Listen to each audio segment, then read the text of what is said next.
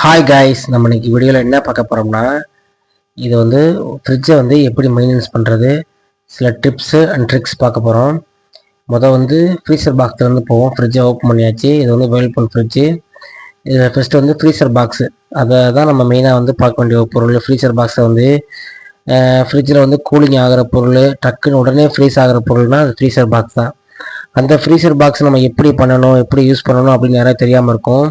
Freezer box பக்கத்தில் ஒரு rotate பண்ணுற பட்டன் ஒன்று இருக்கும். அந்த பட்டனில் உள்ள ஒரு புஷ் பட்டன் இருக்கும். அந்த பட்டனை பற்றி சில பேருக்கு தெரியும், சில பேருக்கு தெரியாமல் இருக்கும். அது என்னன்னு சொல்கிறேன், கேட்டுக்குங்க. அந்த பட்டன் வந்து உள்ளே புஷ் பண்ணுற மாதிரி இருக்கும். அது புஷ் பண்ணால் என்ன ஆகுனா, ஃப்ரிட்ஜில் ஒரு கம்ப்ரஸர் இருக்கும். அந்த கம்ப்ரஸர் வந்து ஆஃப் ஆயிரும். ஆஃப் ஆயிடுச்சுன்னா அந்த உள்ள ஃப்ரீஸாக இருக்கிறதெல்லாம் உறைஞ்சி நார்மல் நிலைமைக்கு வந்து மறுபடியும் கூலிங் ஆரம்பிக்கும். அதுதான் அந்த பட்டனோட வேலை.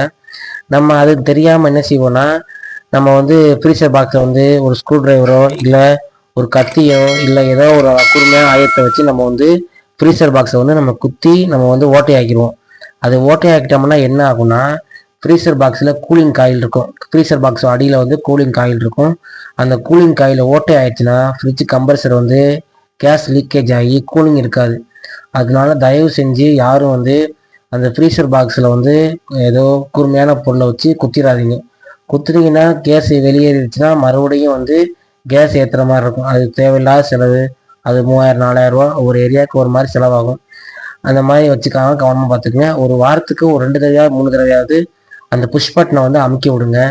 அதே போல் ஃப்ரீசர் பாக்ஸில் ரொம்ப கூலிங் அதிகமாகிடுச்சுன்னா குத்துறது இந்த மாதிரி பண்ணாமல் கொஞ்சம் பார்த்து கவனம் வந்தால் நல்லது. அதே போல் ஃப்ரீசரில் வந்து பின்னாடி வந்து வேஸ்ட் தண்ணி கலெக்ட் பண்ணுற ஒரு டேங்க் இருக்கும். அந்த டேங்க்கை வந்து கம்பல்சரியாக ஒரு வாரத்துக்கு ஒரு தடவையாவது எடுத்து நம்ம வந்து க்ளீன் பண்ணுற மாதிரி இருக்கும். க்ளீன் பண்ணால் விட்டிங்கன்னா அதில் போயிட்டு கொசு அப்புறம் பூச்சி ஏதாவது போய் முட்டையிடும்.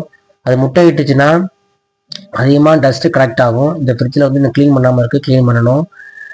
அதே போல் ஃப்ரிட்ஜில் வந்து ரொம்ப கவனமாக ஜாக்கிரதையாக இருக்கணும். அதே பின்னாடி வந்து அந்த சப்ளை வர லைன், அதை வந்து ஃப்ரிட்ஜை சவத்தை ஒட்டி வைக்கக்கூடாது. ஏன்னா அதில் ஏர் போகிற மாதிரி இருக்கணும். அந்த மாதிரி சில டிப்ஸ்லாம் இருக்குது, அதெல்லாம் கண்டிப்பாக ஃபாலோ பண்ணுங்கள். அதே போல் ஃப்ரிட்ஜை வந்து கம்பல்சரியாக ஒரு வாரத்திற்கு ஒரு தடவையாவது ஃப்ரிட்ஜை வந்து நம்ம வந்து ஆஃப் பண்ணிவிட்டு துடைக்கிறது நல்லது. துடைக்க வந்து டஸ்ட்டு இதாகும்.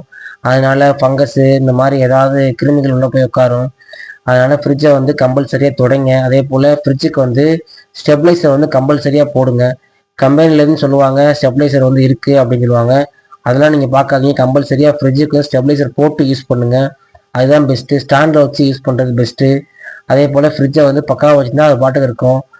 இந்த வீடியோ பிடிச்சிருந்துச்சின்னா ரெக்ஸ்மன் டெக்னாலஜி சேனலை லைக் பண்ணுங்கள், கமெண்ட் பண்ணுங்கள், உங்கள் ஃப்ரெண்டுக்கு ஷேர் பண்ணுங்கள். இதே போல் நிறைய வீடியோ பார்க்க நம்ம சேனலை வந்து தொடர்ந்து வந்து ஃபாலோ பண்ணிக்கங்க. நன்றி, தேங்க்யூ.